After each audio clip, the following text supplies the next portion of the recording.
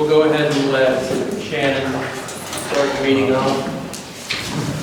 All right, I asked to have this planning meeting so that everybody in the community can kind of be on the same page with what's going on through the United States right now, and it's starting to affect Kansas. Basically, right now, it's to try and stop the spread of illness, so it's basically containment right now. So I passed around a community disease containment operating guide that we've got at the health department, just so everybody can see kind of what I'm going off of. Sorry, I didn't print it up, I think. I didn't plan for as many people as showed up, I guess. I have digital copies at my office, though I can print more off if anybody wants one. This is what I'm going off of, and also going off of CDC and KDHE guidance as well. Things are changing daily, so since this is something brand new that everybody's trying to get figured out, it's good to have everybody get together and talk about plans and what everybody's wanting to do to try and limit the spread of illness right now. One of the things that they updated yesterday was some quarantining just to prevent spread of illness for people that have traveled recently. So we've had people calling our office telling us where they've traveled, and we talk with them about if they have been in a hot spot or if they've internationally traveled. Hot spots right now are Washington State, New York State, California. There are 4 counties in Colorado also, and any international travel. It doesn't have to just be Europe or Asia right now. It's anywhere outside of the US. So if anybody you know of has traveled to any of those places, they really need to quarantine for 14 days and monitor their symptoms, make sure that they don't become ill. If they're asymptomatic at the end of the 14 days, they're free to go back to their normal everyday life. If during the 14 days they become ill, they need to contact their primary care physician to get guidance from them as to what they want them to do beyond that. KDHE right now wants to have a flu test before they do any type of coronavirus testing. They want a baseline to know that influenza isn't the cause of their symptoms before they will go ahead and say that it's okay to do that testing. So, right now the hospital has test kits, but we want everybody that is ill to call before they go anywhere, because that's also a part of containing the spread of the illness. You don't want to just show up at the doctor's office or the emergency room and they're not prepared for you, and they have a room full of people that you're going to infect if you're sick. I mean, it's a common sense kind of thing. You want to try and think of others and try and keep everybody else from getting sick. Right now is basically what it is for Kansas, because there's not a ton of cases here, so everybody's trying to do the quarantine to limit it. So, So we had to call KDHE a couple times over the weekend for a couple. We didn't think that they had corona, but they came in with a cough or whatever. And they are now saying that they also want a full respiratory panel. okay, that was something that they were saying that wasn't required previously. So. When we called both times, they said they wanted a respiratory panel, and then if that all came back negative, then they would go ahead and let us do the coronavirus testing. Okay. So, we didn't end up needing to do the coronavirus testing because something came back positive on the respiratory panel, but Sure. so now it's not just the flu swab, it's the whole respiratory panel now. Okay. That was a suggested one the last time I looked, so that's something new that they haven't updated on their website. Yeah, because that was just Sunday that they Okay. All right. So another thing that I've seen in more than one place whenever I've been looking this morning is I know that they've given guidance that they want people that are able to manage their symptoms at home to stay at home, but there's also been a couple of places that they've put that they do want people to get tested so that they know what is in Kansas. So we don't want people to just sit at home and not get tested or treated, because we are in the peak of influenza season right now as well. So we are going to have people that have influenza, and if we don't know what they have, we don't know, like, one of my things is I'm supposed to go and quarantine people that have traveled, and I'm also supposed to quarantine people that are sick, but I don't want to quarantine somebody for 14 days without having them tested for influenza to know that that's what they have, because everybody else that's had influenza up until now has gotten to stay at home for the course of their illness for 7 days, and then they get to go back to work or school or whatever. So I wanted to talk about that process as well, because I don't want to be quarantining people at home for 14 days if what they have is influenza and it's not something else that we're concerned about. And I think like that's why they're asking the travel history question. Like, so if they haven't traveled, then I don't think that they have to be quarantined for the 14 days. But soon it's going to get to, okay, have you traveled outside of Stafford County? Then you're quarantined and for we're 14 not days. there yet. We're not there yet, but so right now I think the CDC saying, like, if the CDC saying if they haven't been in contact with somebody that as suspected or confirmed, and if they have not traveled to, you know, one of the places that they're deeming, and then if they, I mean, obviously they have a fever if they're calling. But so if they don't have the travel history, I don't think that you have to quarantine. And that's what I'm going with right now at this too. point. Yes, that's what I'm going with too. Can you guys test for flu? No. No, do you guys test it though? You do, don't you? Okay. So they can either go to the clinic or come to us then? Yes, and anybody that's called and wanted to do that, I am making sure to stress to call ahead before they go anywhere, not to just show up. They need to call ahead and let the physician's office or the hospital know that they're going to be showing up. Can you do respiratory panels maybe? So you have to send everything to prep? We send the respiratory panel to prep. It takes a couple hours, you know, and then we have it. So we just keep them in the isolation room, under precautions until we get that back. And then if that's back, then we call KDH. If it's back and negative, we call KDH, and they'll tell us, like, yeah or nay.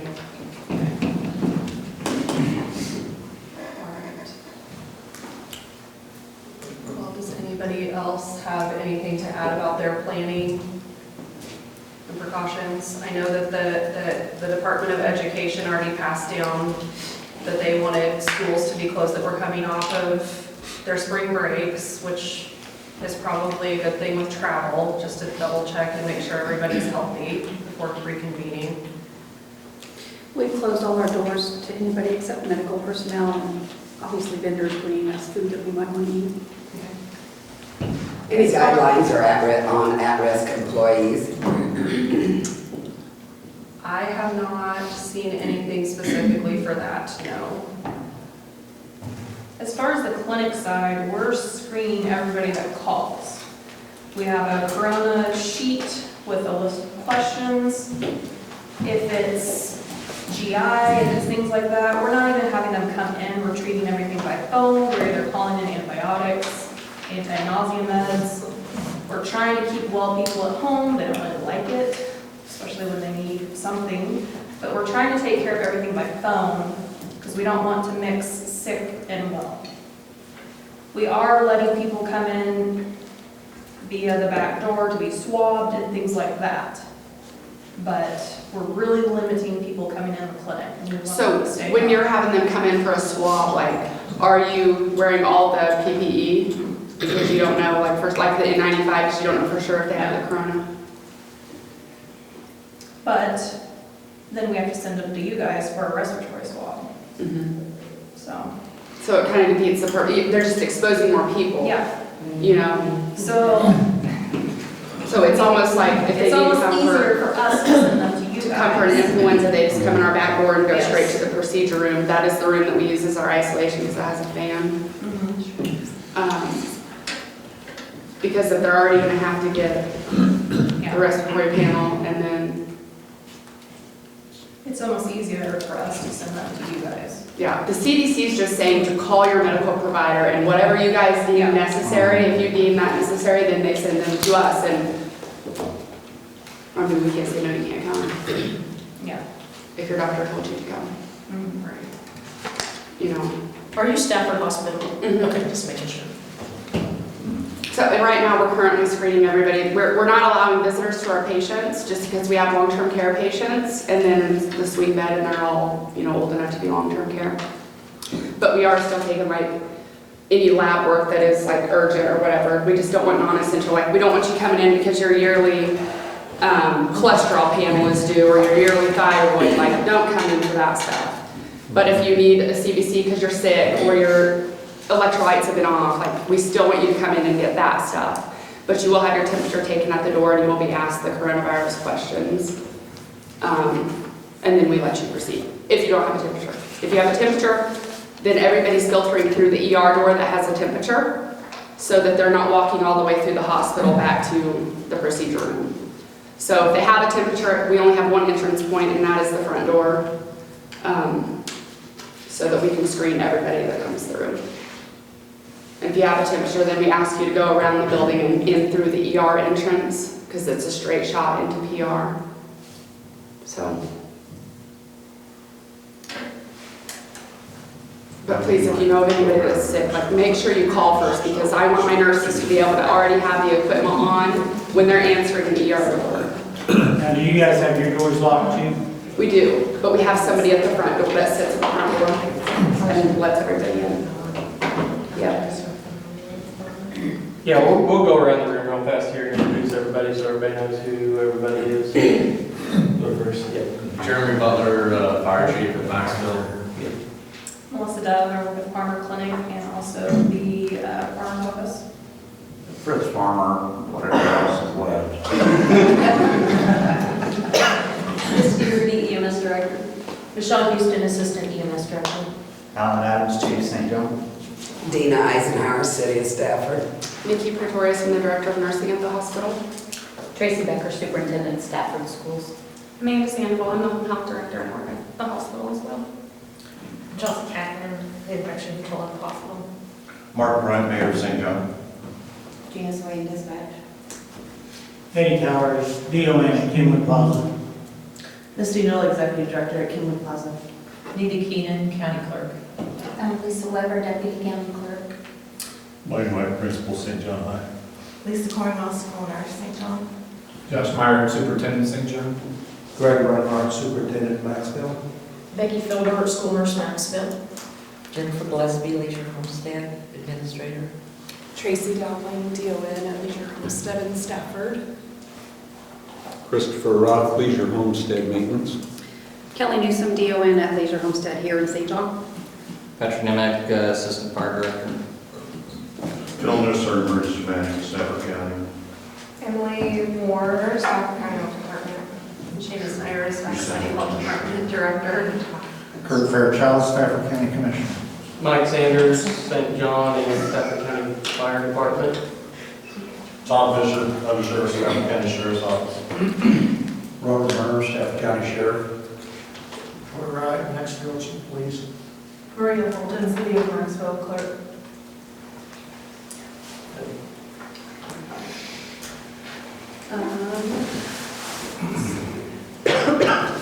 Heard from hospital and EMS, do you have anything you want to add to?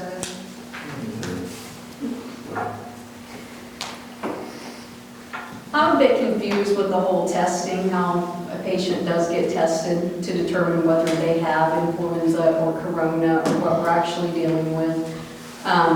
We had an incident yesterday where we had a 35-year-old female presented with signs and symptoms of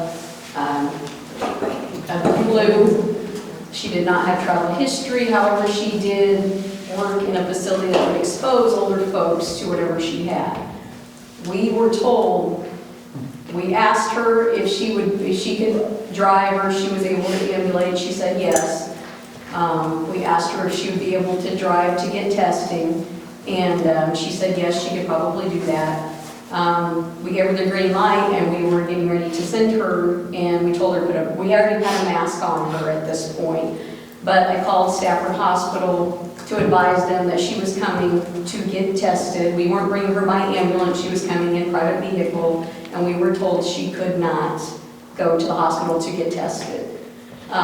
So we ended up calling the LEPC website, and we were told that it would be an hour and a half before anybody would get back to us to determine whether the patient needed to go and get testing or to whether they are to be called quarantined in place. So at that point, we called in Shannon, and Shannon came in and evaluated the patient, and again, thought that the patient needed to be tested, but, so we called Great Bend. We thought, well, maybe Great Bend can do the testing. Because we were told initially that you had the kits, but were missing a component, and you weren't able to test. No, we were able to test. Like, we got them from KDHE. Like, they send us the kit. Okay.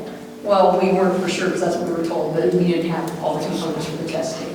So we called Great Bend Regional. Great Bend Regional told us that they do not want that patient either unless they are exhibiting respiratory compromise. So we are to shelter these people in place unless they have respiratory compromise. So you can see our frustration. Okay, we called Shannon in. Shannon ended up speaking with the patient. We were able to come to a determination that she would quarantine herself overnight, and the individual living in the house that was coughing as well, and they were to get testing done this morning, which I do not know, did they actually go get the testing done? I tried calling her and couldn't get a hold of her this morning. I need to call again this afternoon. So I think they're saying, like, from what I understand, is that they don't have a travel history. Like, they don't just want everybody with a fever showing up. You know, it's from what I'm understanding. And so if they don't have a positive travel history and they just have a fever, then I don't, that's from what I'm understanding. From Well, she had all the signs and symptoms of the flu.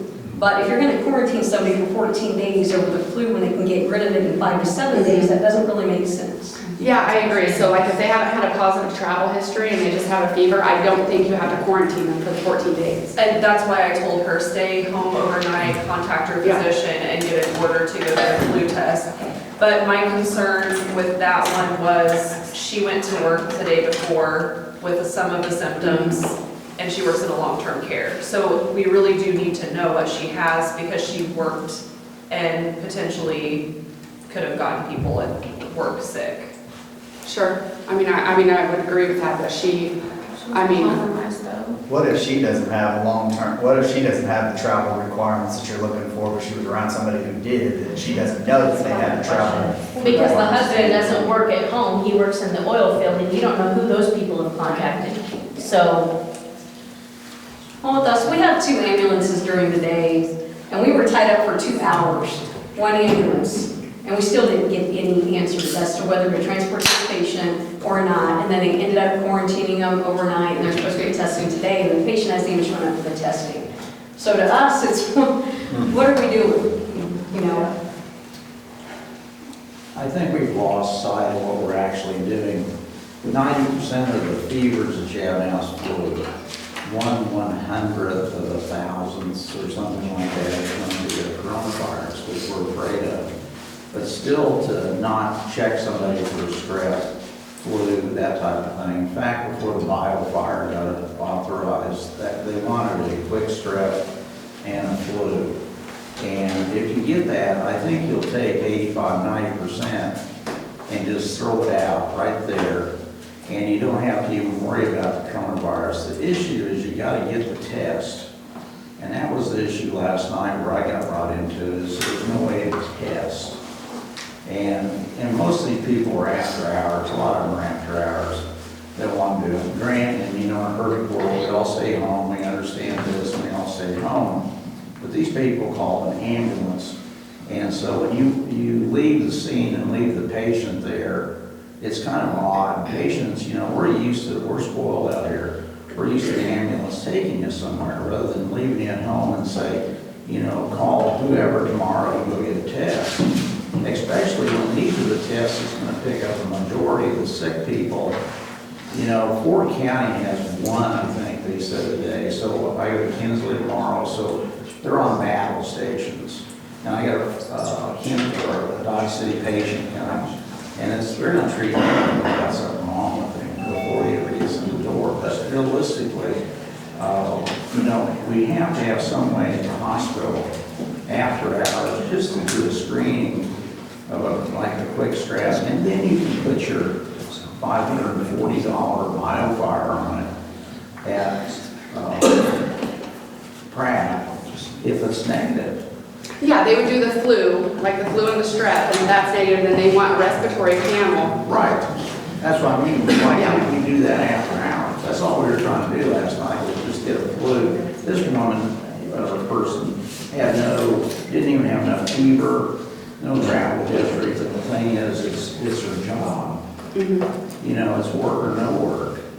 Well, and I talked to the provider, and they told you guys that we cannot prevent her from coming, but that is not what the CDC is recommending. The CDC is recommending that they stay What's the CDC got to do with an ER?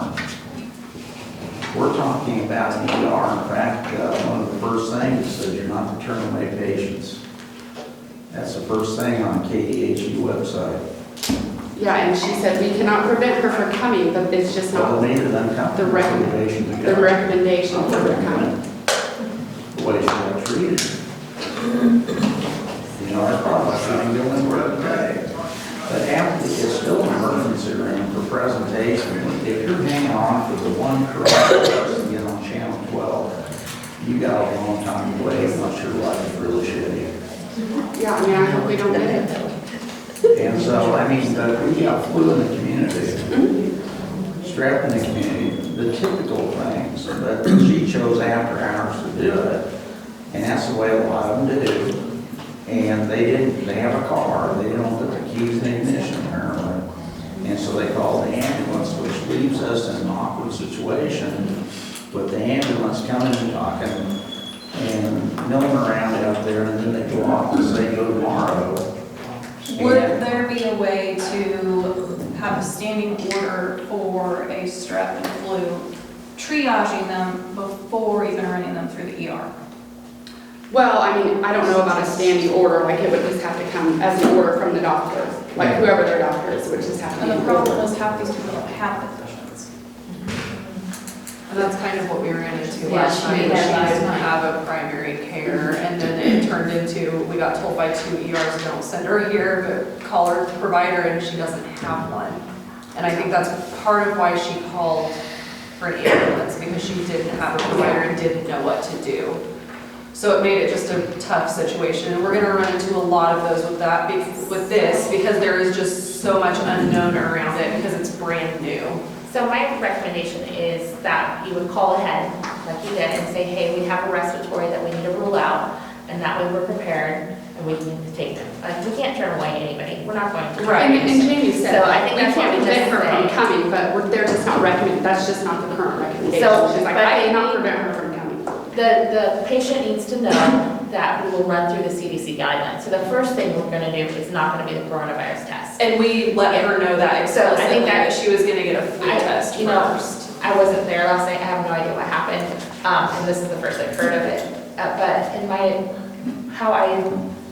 how it should have run is that EMS gets the call, they know it's a respiratory, they go out in their PPE, they call us and say, hey, we have a respiratory, and then we run them through everything. The patient needs to be aware that the first test we're going to do is probably the flu, a strep, and then the respiratory panel if necessary, and then go to the coronavirus. And I think maybe that's the hang up, is that, like I said, I don't know the wording because I wasn't there, is that they were just maybe asking for the coronavirus testing versus getting ruled out for everything. I really don't know. No, she didn't ever say that that's what she wanted tested for. She was just weak and didn't feel good and didn't know what to do. So she called EMS. She didn't meet the coronavirus criteria And anyway. yeah, one of the first things I asked was her travel history whenever I got there. So I guess I don't understand why we just didn't run it like a normal ER, where EMS says, hey, we have somebody with respiratory symptoms, we're on our way. I guess that's where my hang up is. She was willing to drive herself. Okay. See, Misty, it's just physical issues. They got to clean the ambulance. We're down people. And like this, and like I say, statistically, the probability is pretty low here. It'll happen, but it's, right now it's pretty low. And realistically, let's get the usual suspects out of the way, and then go to the Zeglers, and let the state deal with that. And which they didn't even call her back, that she didn't meet criteria. But, Shannon and I discussed, I can arrange, because we do this with STDs and everything else over there, we can run the protocols through me and just leave the order so it goes, you guys do the test, send it to Shannon or to Melissa, and Shannon gets it thereafter, and that way we know, at least if she's got flu, this gal's livelihood is on the line. And she was probably not the best one to start out with. Back I clapped when we got the first one out of the way. She's one that her livelihood is going to be affected. And, or worse yet, she'll go back to work sick with the flu and make the facility sick, which makes her unpopular. Yeah. Well, I don't think they told her she could not come to the ER. They just said that's just not the it's not the CDC guidelines. Like if she's sick, stay at home and, contact her primary care provider. And then this lady doesn't have a primary care provider, so. Miss St. Arthur, she said, didn't they go over this with you guys and tell you what to do? So, semantics is one thing over another. So, I'm sitting here going, can they get the testing at Stafford? Can they get it done? Because I thought we had it where they were showing signs and symptoms. We could transport to you guys and get the testing done. But it wasn't that simple yesterday, so. So I don't think they want you showing up to the ER unless you're having respiratory issues. Otherwise they want you to stay at home so that you're not infecting everybody else, exposing and infecting everybody else. That's from what I understand. That's a perfect world you're not going to have. Yeah, I know it's not. We haven't stocked this place with perfect people. And so they start to get scared. And so they go to the ER or they call the ambulance. And we're not going to change that behavior in the immediate future. The behavior we change is we're leaving them there. And that's really unusual. Yeah, and great, they didn't want to do the testing either. They said no. They said they wouldn't get to stay in county, and call our provider. I think that's what every hospital was told to do, because otherwise it's going to be an influx of everybody that has a fever wants to run to the hospital and get this coronavirus. Yes. And there is not enough tests available to test every patient that has a fever. But if you go through the usual suspects, you'll pick it up. You'll have an exclusionary diagnosis that will be sent off for the biofire and let them know. If you have negative flu and negative all this, and you send it off and see if it's parainfluenza instead of flu. You picked up those. Let's see the ones that are negative, then you got an issue. What are you going to do? Because they went to the wrong picture. Okay, so we can go back and forth all day, I think, right now, but we're getting short on time. So can we hear from schools about planning that they've got prepared? Anybody willing to start first? I think that there was a meeting with the Kansas Department of Education at 12:30.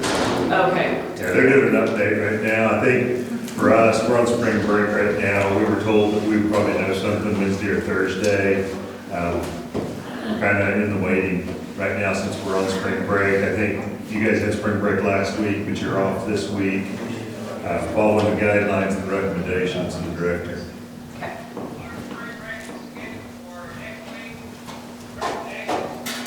Sorry, we're meeting here. Anything? Governor, from what I understand, is going to make an announcement this evening that basically school will be closed through the end of the year. That just happened now. It's not an official announcement. Everything changes minute by minute, so that's what we just heard. Right. So is there going to be a requirement for you guys to be doing online things to finish out Small groups seniors? online, it sounds like. They're trying to hash it out right now. Sounds like they're gonna give us the week to put a plan together Okay. so that we can get it all approved and get it out to our parents and communities. The state doesn't even have a plan yet, so they're still working. Yeah, on it. they're So- figuring everything out minute Yeah. by minute, day by day. Right. And it's the same for KDMG too, so. So how we do that, we have no idea. We've got 100 ideas, but Right. It's gonna be something to figure out and work Yeah. for sure. yeah, Okay. I think plan to feed the kids, that we've got a waiver from the Department of Agriculture that funds our school lunch program to drive-through lunches or and breakfast. We'll be working through that as well. Get much response from that, Josh? We run our summer lunch program, we get 50 plus every day. That's in the summer, so I would expect we'll have quite a few more during the school year. Feels good to know that it works. Yeah. And people are somewhat used to it here in St. John, at least from the summer programs. I think that people from Maxwell come on to that. I think we have that. Just have to be under 18.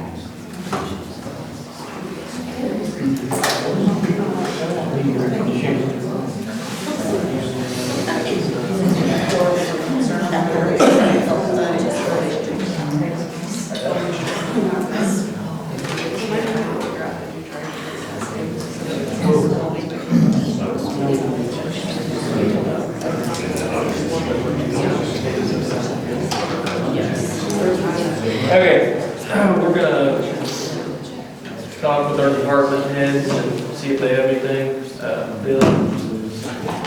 If you have suppliers that cannot get you supplies, I can request them through emergency management through the coalition.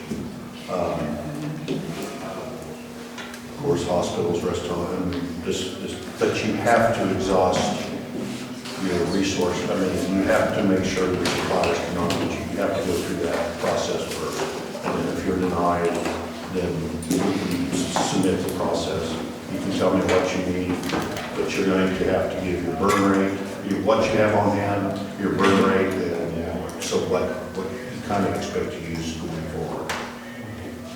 You forward to that to me, and then I will sign off on it and forward it on to the local the Region 5, the South Central KDM representative, which is Jim Lefkowitz in Wichita.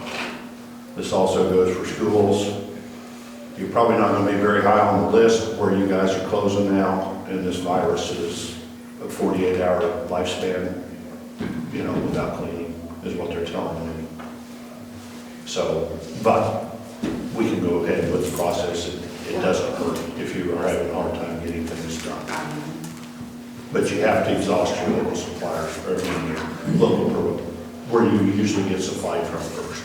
I'm not sure we will end up with some special needs kids in our buildings to serve those. Can you give us your phone number? I would think we'll have- My phone number, everybody in the county has it now. It is 620-546-5552.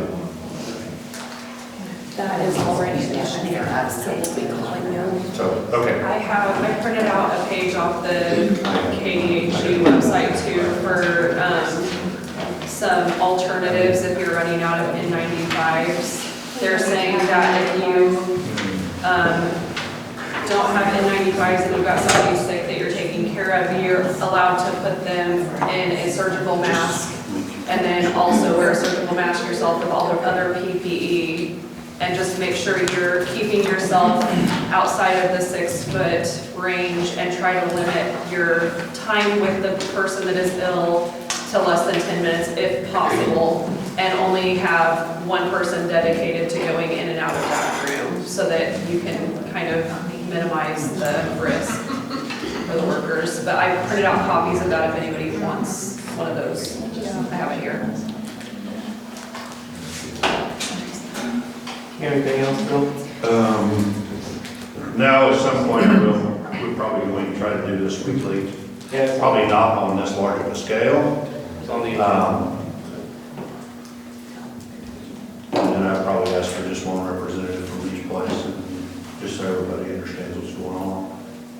If we need to have a bigger meeting, we will. But the way this thing is evolving, who knows? Shannon, are you able to get like formula? I know some people are freaking out because everybody has bought all the formula. I am planning on contacting the state WIC office about that because I've had concerns with some of our WIC clients because they're pretty limited to where they can go purchase their formula from. I did see something circulating at one point. I haven't verified that it's actually true that there's a number on the cans of formula and that the people that are purchasing that can call that number and get formula sent to them. So I'll verify that if that's accurate or not, but yes, that is a concern for plenty of people in our community that needs to be addressed. Should we continue our Meals on Wheels? I think it's probably a nice idea for the elderly in the community so that they're not having to get out as much. It reduces their exposure.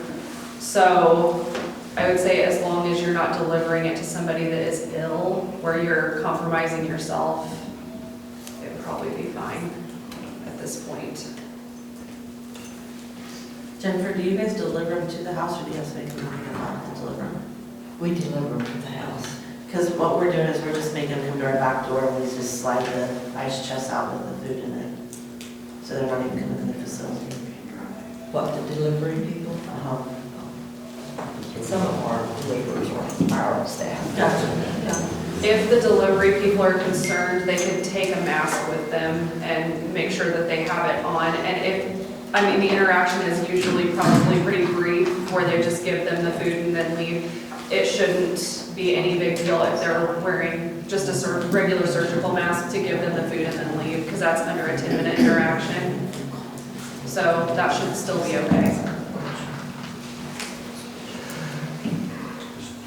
Is there anything that the schools are needing from the health department or emergency management or EMS? For us, I don't think right now we'll have to group together and figure out what our strategy is going to be overall. But at this point, I'd say no for us. I don't know why it would be at this point. Yeah. We keep in contact with Shannon and she keeps us updated. Yep. Do any of the long-term care facilities have any questions or concerns at this point? I know that you guys have kind of shut down visitors, which is great to help that vulnerable population. How long do we need to implement those measures? I don't have an answer for that. I'll keep watching the guidance from KDHE and I can give you guys updates as I get it. They've got a webpage that's solely dedicated to this and they keep updating things as they need to, so that's a good place to watch. If you pull up KDHE, ks.gov, they've got a banner on there for COVID-19, click that and it has all the information there. Okay, we'll keep moving. EMS director? You don't have anything else? Fire department? Law enforcement? We're just gonna have to play by ear like everybody else is.